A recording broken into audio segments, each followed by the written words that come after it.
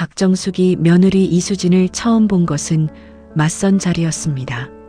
준혁이 데려온 여자는 단정하고 말이 분명했습니다. 질문에 머뭇거리지 않았고 자기 생각을 또렷하게 말하는 사람이었습니다. 대기업 마케팅팀에 다닌다고 했습니다. 정숙은 그날 집에 돌아와 남편 재원에게 말했습니다. 똑 부러지긴 한데 좀 차갑지 않아? 재원이 웃으며 말했습니다. 당신이 너무 살갑게 구는 거 아니야? 정숙은 그 말을 넘겼지만 첫인상은 오래 남았습니다. 결혼하고 나서 수지는 나쁜 며느리가 아니었습니다. 명절에 빠지지 않았고 제삿날도 챙겼습니다. 다만 정숙이 마음속으로 그려온 며느리의 모습과는 조금씩 달랐습니다. 부엌에서 먼저 나서는 법이 없었고 시어머니 집에 자주 들르지 않았으며 전화보다는 문자로 안부를 전하는 편이었습니다. 정숙은 그럴 때마다 직장 다니는 사람이 바쁘겠지 하고 스스로를 달랬습니다. 며느리를 탓하기보다 이해하려는 쪽을 먼저 택한 것이었습니다. 그 마음이 흔들리기 시작한 것은 결혼 2년이 지나면서였습니다. 어느 날 준혁과 이야기를 나누다가 수진의 연봉이 준혁보다 높다는 것을 알게 됐습니다. 준혁이 대수롭지 않게 흘린 말이었고 정숙도 그 자리에서는 아무렇지 않게 넘겼습니다. 그런데 그날 이후로 수진을 바라보는 눈이 달라졌습니다. 잘 나가는 며느리. 그 말이 자랑이 아니라 불편함으로 가슴 한쪽에 자리를 잡았습니다. 아들이 기죽는 것 같아서였습니다. 더 솔직하게 말하면 내 아들이 아내한테 눌려 사는 것처럼 보여서였습니다. 그 감정이 옳은 것인지 아닌지는 생각하지 않았습니다. 그냥 그런 마음이 들었고 들여다보지 않았습니다. 그해 가을부터 수진의 발걸음이 뜸해졌습니다. 주말 방문이 한 달에 한 번도 채 되지 않는 날이 생겼고 명절에도 오후 늦게 왔다가 이른 시간에 돌아가는 일이 반복됐습니다. 전화는 준혁을 통해 안부를 전하는 것이 고작이었습니다. 정숙은 처음에 무슨 일이 있나 하고 생각했다가 점점 다른 방향으로 마음을 굳혀갔습니다. 대기업 다닌다고 이제 시어머니가 우습게 보이는 거 아닌가? 잘 나간다고 시댁을 뒷전으로 미는 거 아닌가? 그 결론이 불편하면서도 어떤 면에서는 편했습니다. 이유를 찾았으니까요. 어느 저녁 정숙이 남편 재원에게 물었습니다. 여보, 수진이 요즘 왜 그러는 것 같아? 재원이 텔레비전에서 눈을 떼지 않은 채 말했습니다. 바쁘겠지. 뭐 직접 물어봤어? 정숙이 말했습니다. 내가 왜 물어봐? 며느리가 먼저 알아서 해야지. 재원이 그제야 아내를 보았습니다. 뭔가 더 말하려다가 그냥 입을 다물었습니다. 그 침묵이 동의가 아니라는 것을 정숙은 알고 싶지 않았습니다. 그 무렵 정숙은 오랜 친구 옥자와 약속을 잡았습니다. 오랜만에 만나는 자리였고 할 말이 많았습니다. 속에 쌓인 것을 누군가에게 털어놓고 싶었습니다. 옥자라면 들어줄 것이었습니다. 언제나 그래왔으니까요. 정숙은 그 점심자리가 무엇을 불러올지 그때는 알지 못했습니다. 옥자와 점심을 먹은 것은 평범한 화요일이었습니다.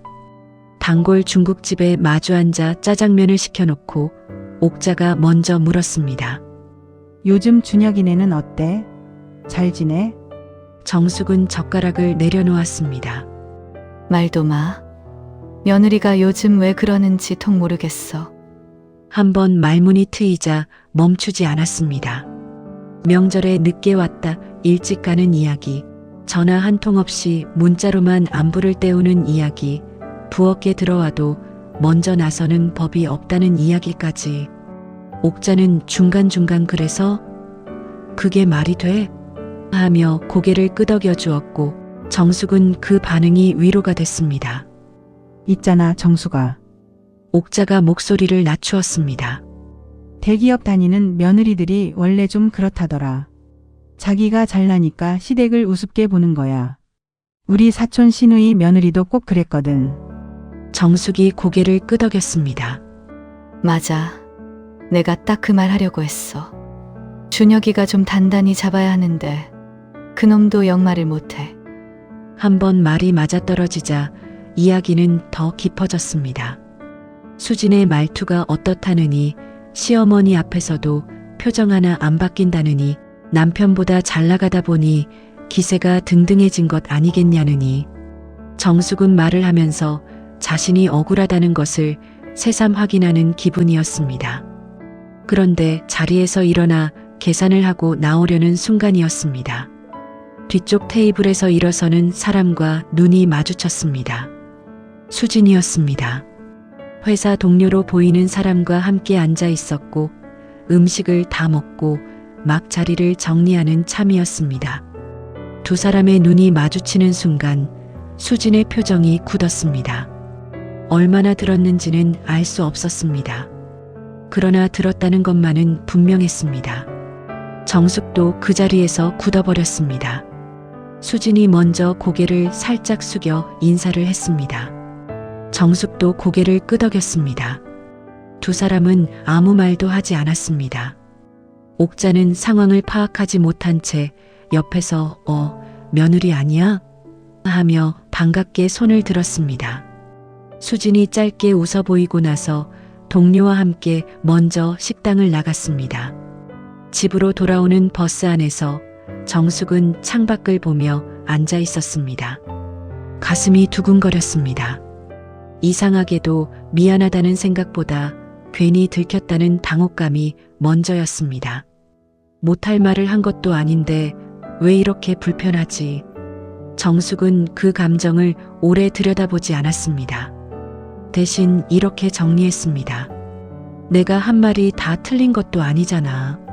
며느리가 잘했으면 내가 그런 말을 했겠어. 그렇게 결론을 내리고 나서야 두근거림이 조금 가라앉았습니다.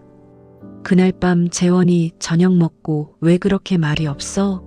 하고 물었을 때 정숙은 피곤해서라고 대답했습니다. 재원은 더 묻지 않았습니다. 정숙은 일찍 불을 껐지만 잠이 오지 않았습니다. 식당에서 수진의 얼굴이 자꾸 떠올랐습니다. 굳어버린 표정, 짧게 고개를 숙이던 그 순간 정숙은 이불을 끌어당기며 눈을 감았습니다. 그 찜찜한 채로 그러나 자신이 틀리지 않았다는 생각을 붙들고 며칠이 지났습니다. 수진에게서는 아무 연락이 없었습니다. 준혁도 집에 오지 않았습니다. 정숙은 기다렸습니다. 수진이 먼저 연락해 오기를 아니면 준혁이 수진한테 잘 얘기해서 관계가 원래대로 돌아오기를. 그런데 아무것도 오지 않았습니다. 집안이 조용한 것이 편하면서도 이상하게 무거웠습니다. 재원이 어느 날 저녁 조심스럽게 말했습니다. 여보, 당신이 먼저 연락해보지 그래. 정숙이 말했습니다. 내가 왜? 잘못한 것도 없는데. 재원이 더 말하지 않았습니다. 그 침묵이 동의가 아니라는 것을 이번에도 정숙은 알고 싶지 않았습니다. 그러나 그날 밤 정숙은 처음으로 생각했습니다. 수진이 그 자리에서 얼마나 들었을까? 어디서부터 들었을까? 그리고 그 아이가 그것을 듣고 어떤 기분이었을까? 답을 내리지는 못했습니다. 다만 그 질문이 처음으로 마음 안에 들어왔습니다.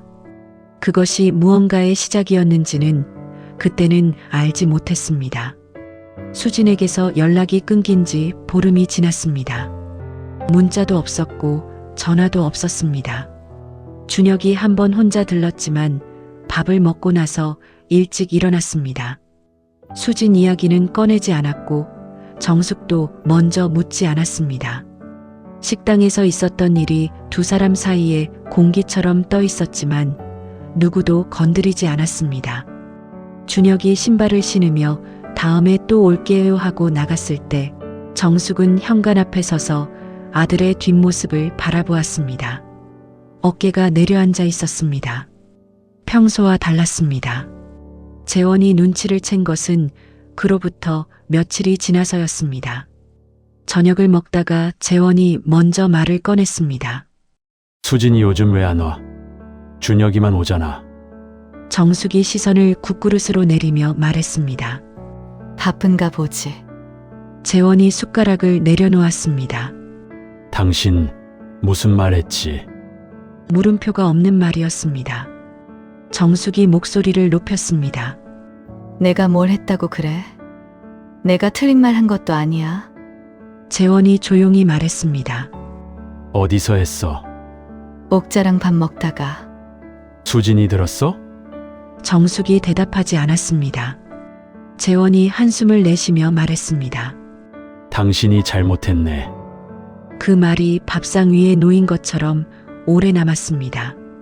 정숙은 인정하지 않았습니다. 적어도 그 자리에서는 며느리가 잘했으면 내가 그런 말을 했겠냐고 받아쳤고 재원은 더 이어가지 않았습니다. 그러나 그날 밤 불을 끄고 누웠을 때 식당에서 마주쳤던 수진의 표정이 또 떠올랐습니다. 굳어버린 얼굴, 짧게 고개를 숙이던 그 순간 들켰다는 표정이 아니라 상처받은 사람의 표정이었습니다.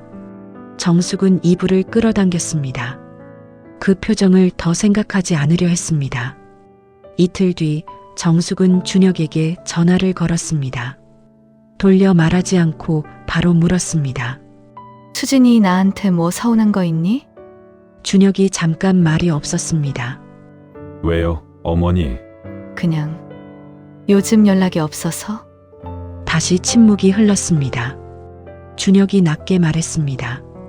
어머니, 그건 전화로 말씀드리기가 좀 어렵네요. 무슨 말이야 그게? 다음에 제가 가서 말씀드릴게요. 그것으로 전화가 끊겼습니다. 정숙은 전화기를 내려다보았습니다. 다음에 가서 말씀드리겠다는 말이 이상하게 가슴을 무겁게 눌렀습니다. 준혁이 말한 다음이 언제일지 알 수 없었습니다. 그 사이에 정숙은 수진에게 먼저 연락해볼까 생각했습니다. 전화기를 들기도 했습니다. 그런데 막상 연락처를 누르려 하면 손이 멈췄습니다. 뭐라고 해야 할지 몰라서가 아니었습니다. 시어머니가 먼저 연락한다는 것이 어떤 의미인지를 알아서였습니다. 내가 잘못했다는 것을 인정하는 셈이 되는 것 같았습니다. 정숙은 아직 그 자리까지 가지 못했습니다. 재원에게 슬쩍 말했습니다. 내가 수진이한테 연락하는 게 맞는 건지 모르겠어. 재원이 말했습니다. 당신이 먼저 해야지. 그게 맞아. 근데 내가 뭘 그렇게 잘못한 거야. 며느리 흉을 좀 봤다고. 재원이 정숙을 바라보았습니다. 흉을 봤다는 걸 당신도 알고 있잖아. 알면서 왜 물어봐? 정숙은 대답하지 않았습니다. 재원이 자리에서 일어나며 말했습니다. 준혁이 오면 알게 되겠지. 그 전에 당신이 좀 생각해봐. 혼자 남은 거실에서 정숙은 오래 앉아 있었습니다. 창밖으로 어둠이 내려앉고 있었습니다. 수진이 왜 시댁 방문이 줄었는지, 왜 전화 대신 문자를 보내는지, 명절에 왜 일찍 돌아갔는지, 그 이유를 정숙은 한 번도 수진에게 직접 물어본 적이 없었습니다. 물어보지 않고 결론을 먼저 냈습니다. 그 결론이 맞다는 것을 확인받고 싶어서 옥자에게 털어놓았고 수진이 그것을 들어버렸습니다. 직접 물어봤다면 어땠을까? 그 생각이 처음으로 들었습니다. 답은 아직 없었습니다. 그러나 질문이 생겼다는 것이 며칠 전과는 달랐습니다. 정숙은 준혁이 오기를 기다리기로 했습니다. 그리고 준혁이 하는 말을 이번에는 끝까지 듣기로 했습니다. 도망치지 않고. 그것이 지금 정숙이 할 수 있는 전부였습니다. 준혁이 온 것은 전화를 끊고 나서 닷새가 지난 토요일 저녁이었습니다. 혼자였습니다. 재원이 현관에서 맞으며 왔냐 하고 짧게 말했고 준혁은 신발을 벗으며 고개를 끄덕였습니다.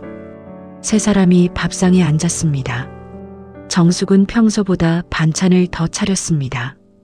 준혁이 좋아하는 제육볶음도 했습니다. 밥을 먹는 동안 대화는 많지 않았습니다. 재원이 날씨 이야기를 꺼냈고 준혁은 짧게 대답했습니다. 정숙은 반찬을 권하면서 준혁의 얼굴을 살폈습니다. 눈 아래가 거뭇했습니다. 밥을 먹는 속도도 느렸습니다. 무언가를 안고 있는 사람의 얼굴이었습니다. 밥상을 치우고 나서 재원이 먼저 일어났습니다. 나 좀 나갔다 올게. 짧은 말이었지만 자리를 비켜주겠다는 뜻이었습니다. 문이 닫히고 나서 정숙과 준혁 둘만 남았습니다. 정숙이 차를 내왔습니다. 준혁은 찻잔을 두 손으로 감싸 쥐고 한동안 말이 없었습니다. 정숙도 서두르지 않았습니다. 기다리기로 했다고 마음속으로 다시 한번 다짐했습니다. 준혁이 먼저 입을 열었습니다. 어머니, 저 사실대로 말씀드려야 할 것 같아요. 정숙이 찻잔을 내려놓았습니다. 저 회사 그만뒀어요. 석 달 됐어요. 방 안이 조용해졌습니다. 정숙은 아무 말도 하지 못했습니다. 준혁이 계속했습니다. 회사 구조조정 때문에 어머니 걱정하실까봐 말씀을 못 드렸어요. 지금 재취업 준비 중이에요. 정숙이 겨우 물었습니다. 수진이는 알아? 알죠? 수진이가 지금 혼자 벌고 있어요. 야근도 하고 주말에도 나가고 같이 못 온 것도 그 때문이에요. 몸이 나만하지 않으니까요. 정숙의 입이 열리지 않았습니다. 머릿속에서 무언가가 빠르게 정리됐습니다. 명절에 일찍 돌아갔던 것, 주말 방문이 뜸해졌던 것, 문자로만 안부를 전하던 것, 게으름이 아니었습니다. 버릇 없음이 아니었습니다. 그 아이는 지쳐 있었던 것이었습니다. 이유를 말하지 못한 채로 시어머니의 시선을 받으면서 준혁이 말을 이었습니다. 어머니가 옥자 이모랑 하신 말 수진이 다 들었어요. 저한테 말하고 나서 그날 밤 한참 울었어요. 시어머니한테 이유도 말 못하고 남편은 기죽을까봐 말 못하고 근데 시어머니는 게으른 며느리로 보시는 거잖아요. 준혁의 목소리가 낮아졌습니다. 어머니, 저도 알아요. 수진이한테 트집을 잡으신 게 꼭 수진이가 미워서만은 아니라는 거. 제가 기죽을까봐 아내한테 눌려 사는 것 같아서 더 그러시는 거 알아요. 근데 어머니, 수진이 그런 애 아니에요. 그 애는 저 하나 믿고 버티고 있는 거고요. 정숙의 눈앞이 흐려졌습니다. 준혁이 마지막으로 말했습니다. 제가 못나서 그래요, 어머니. 수진이가 잘못한 게 없어요. 그 말이 끝나고 나서 준혁은 더 말하지 않았습니다. 정숙도 말하지 않았습니다. 두 사람은 한동안 그렇게 앉아 있었습니다. 준혁이 돌아가고 나서 재원이 들어왔습니다. 아내 얼굴을 보고 말없이 옆에 앉았습니다. 정숙이 먼저 말했습니다. 준혁이 회사 그만둔 지 석 달 됐대. 재원이 숨을 들이켰습니다. 그래서 수진이가 혼자 버티고 있었구나. 정숙이 고개를 끄덕였습니다. 재원이 조용히 아내 손을 잡았습니다. 한참 뒤에 정숙이 말했습니다. 내가 수진이한테 너무했네. 그 말이 나오는데 오래 걸렸습니다. 그러나 나오고 나서는 이상하게 가슴이 조금 가벼워졌습니다. 재원이 말했습니다. 알면 됐어. 이제 어떻게 할지 생각해봐. 정숙이 고개를 들었습니다. 내가 먼저 연락해야겠지. 그래, 뭐라고 해야 할지 모르겠어. 가서 보면 알겠지. 재원의 말은 짧았지만 그것으로 충분했습니다. 그날 밤 정숙은 오래 누워 있었습니다. 수진이 그날 밤 울었다는 것이 자꾸 마음에 걸렸습니다. 이유도 말 못하고 시어머니한테 들키기만 했던 그 아이가 정숙은 자신이 무엇을 잘못했는지 이제는 알았습니다. 며느리의 사정을 알려 하지 않은 것, 결론을 먼저 내리고 확인을 나중에 한 것, 그리고 아들이 기죽을까봐 엉뚱한 곳에 마음을 쏟은 것, 내일 전화를 해야겠다고 생각했습니다. 아니, 전화보다는 직접 만나는 것이 맞겠다고 생각했습니다. 뭐라고 말을 시작할지는 아직 몰랐습니다. 그러나 말을 찾는 것보다 먼저 자리를 만드는 것이 중요하다는 것은 알았습니다. 며칠을 망설였습니다. 전화기를 들었다가 놓기를 여러 번 반복했습니다. 재원이 빨리 해. 길어질수록 더 힘들어져라고 했지만 정숙은 쉽게 움직이지 못했습니다. 자존심이 아니었습니다. 그냥 어떻게 시작해야 할지, 무슨 말로 문을 열어야 할지 머릿속에서 여러 번 연습을 해봐도 첫 문장이 나오지 않았습니다. 결국 움직이게 한 것은 작은 일이었습니다. 냉장고를 열다가 안쪽에 놓인 반찬통이 눈에 들어왔습니다. 수진이 지난번 방문 때 가져다 놓고 간 것이었습니다. 깨끗하게 씻어서 돌려줘야 하는데 그 사이 연락이 끊기면서 그냥 거기 있었습니다. 정숙은 그 통을 한참 바라보았습니다. 이 반찬을 싸들고 왔을 때도 수진은 이미 혼자 버티고 있었을 것이었습니다. 남편 실직을 입 밖에 내지 못한 채로 시어머니 집에 반찬을 챙겨온 것이었습니다. 그 아이가 그 통을 싸면서 무슨 생각을 했을지 정숙은 처음으로 그 자리에서 생각했습니다. 전화기를 들었습니다. 수진아, 나다. 밥 한 번 같이 먹자. 나랑 둘이. 수진이 잠깐 말이 없었습니다. 그 침묵이 짧았지만 정숙은 그 안에 담긴 것을 느꼈습니다. 놀람인지 경계인지 아니면 둘 다인지. 네, 어머니. 목소리가 조심스러웠습니다. 정숙은 날짜와 장소를 정하고 전화를 끊었습니다. 재원이 옆에서 잘했어라고 말했습니다. 정숙은 대답하지 않았습니다. 잘한 것인지는 만나봐야 알 것이었습니다. 만난 것은 동네 작은 식당이었습니다. 수진이 먼저 와 있었습니다. 단정한 외출복 차림이었지만 눈 아래가 거뭇했습니다. 야근이 이어지고 있다는 것이 얼굴에 배어 있었습니다. 정숙은 수진을 바라보았습니다. 수진도 정숙을 바라보았습니다. 무슨 말이 나올지 모르겠다는 긴장감이 그 얼굴에 있었습니다. 정숙이 먼저 말했습니다. 준혁이한테 다 들었다. 수진의 표정이 굳었습니다. 고생이 많았구나. 그걸 말도 못하고 혼자. 수진이 입술을 다물었습니다. 눈이 붉어지기 시작했습니다. 옥잔에서 내가 한 말 들었지? 수진이 고개를 살짝 끄덕였습니다. 정숙이 말을 이었습니다. 미안하다. 아무것도 모르면서 내 탓만 했어. 시어머니가 그러면 안 되는 건데. 수진이 고개를 저었습니다. 어머니, 저도 잘 말씀드렸어야 했는데요. 정숙이 짧게 잘랐습니다. 아니야. 말하기 어려운 상황이었던 거 알아? 준혁이 자존심 때문에 내가 먼저 나설 수 없었던 거잖아.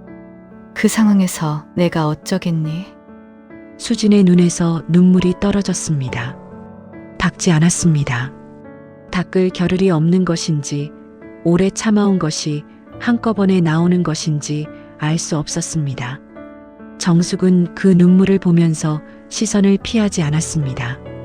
있잖아, 수진아. 정숙이 천천히 말했습니다. 내가 왜 내 트집을 잡았는지 사실 나도 알아. 준혁이가 기죽을까봐 그런 거야. 내가 더 잘 나가는 게 아들한테 상처가 될까봐. 내 잘못이 아닌데 내가 엉뚱한 데다 화풀이 한 거야. 그건 내가 잘못한 거야. 수진이 고개를 들어 정숙을 바라보았습니다. 앞으로 힘든 일 있으면 나한테도 말해라. 다 해결해 줄 수는 없어도 모른 척하는 시어머니는 되고 싶지 않아. 수진이 입술을 깨물다가 말했습니다. 어머니, 저도 더 잘할게요. 자주 연락드릴게요. 정숙이 고개를 저었습니다.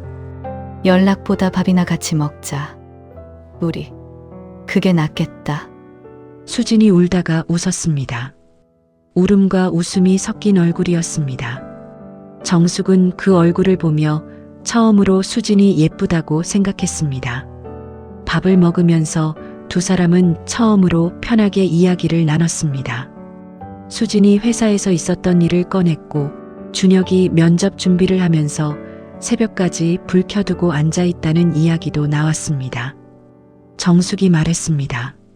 그놈 원래 뭐든 혼자 끙끙 앓는 애야. 어릴 때도 그랬어. 수진이 저도 그 부분이 제일 답답해요라고 했고 두 사람이 동시에 웃었습니다. 처음으로 같은 것을 보고 웃는 순간이었습니다. 정숙이 젊었을 때 살림이 어려웠던 이야기도 나왔습니다. 재원이 사업을 접고 재취업하던 시절 정숙이 혼자 살림을 꾸리며 재원 몰래 울었던 이야기. 수진이 어머니도 그런 때가 있으셨어요?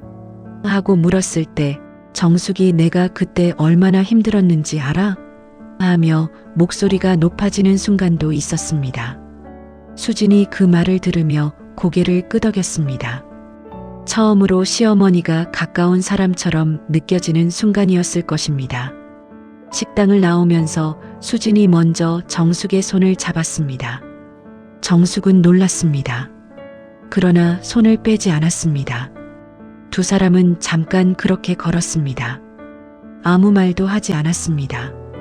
말이 필요 없었습니다. 집으로 돌아오는 길 정숙은 재원에게 전화를 걸었습니다. 나 지금 들어가. 저녁 차려줄게. 재원이 물었습니다. 잘 됐어? 정숙이 대답했습니다. 응. 잘 됐어. 재원이 웃는 소리가 들렸습니다. 그럼 됐네. 그날 밤 정숙은 오래 앉아 생각했습니다. 아들을 지탱해 준 사람이 그 며느리였습니다. 가장 힘든 시간 동안 말도 못하고 혼자 버티면서 정숙이 그 아이를 오해하는 동안에도 수지는 반찬을 싸서 시어머니 집 냉장고에 넣어두고 갔습니다. 그것이 며느리의 방식이었습니다.